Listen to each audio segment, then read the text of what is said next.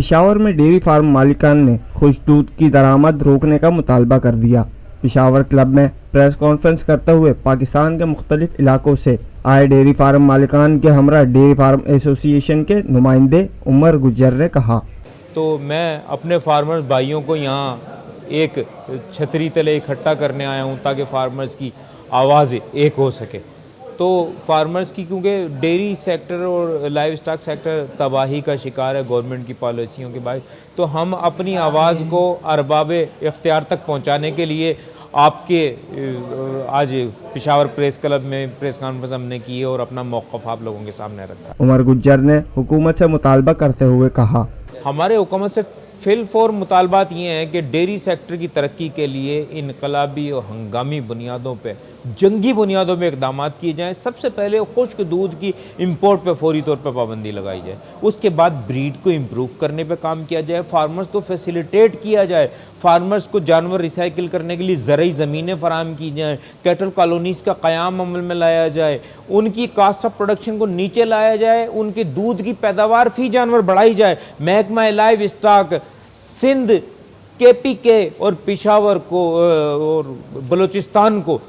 جگایا جائے، سوئے میں تمام محکمہ جات۔ تو ہمارا یہ پرزور مطالبہ ہے کہ یہ جاگیں اور فارمرز کے لیے کام کریں تاکہ ملک ترقی کرے۔ پاکستان کی معیشت کی ریڑھ کی ہڈی ہیں پاکستان کا کسان، پاکستان کا فارمر، اس کی فارمر کی ترقی کے لیے یہ کام کریں گے تو ملک ترقی کرے گا۔ اگر یہ ملک دشمن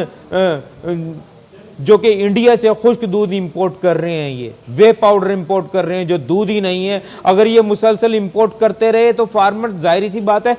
ملک پروسیسرز کو ڈیری فارمرز کی ضرورت نہیں ہے، انہیں ڈیری فارمرز کی ضرورت نہیں ہے، ہم ڈیری فارمنگ بند کر دیتے ہیں، یہ دودھ انڈیا سے امپورٹ کرتے رہیں، ہمارے لوگوں کو پلاتے رہیں۔ تو بات یہ ہے، غذائیت کی کمی کا شکار ہو گئے ہیں بچے، بوڑھے، تمام لوگ۔ ہمیں سمجھنا ہوگا، ہمیں کام کرنا ہوگا، ہمیں نور الامین مینگل چاہیے، ہمیں نسیم صادق چاہیے، ہمیں عائشہ ممتاز چاہیے، ہمیں بطول اسدی چاہیے، ہمیں کام کرنے والے لوگ چاہیے کہ خوددارہ چیف جسٹس آف پاکستان سے اپیل کرتے ہیں کہ یہ لوگ کم از کم جہاں جہاں کام نہیں ہو رہا کچھ تھوڑے تھوڑے عرصے کے لیے وہاں پہ اپائنٹ کر دیے جائیں تاکہ کام شروع ہو سکے اور اداروں کو مضبوط کیا جائے، کرپٹ لوگوں کو فارغ کیا جائے، اہل لوگوں کو اور قابل لوگوں کو لایا جائے۔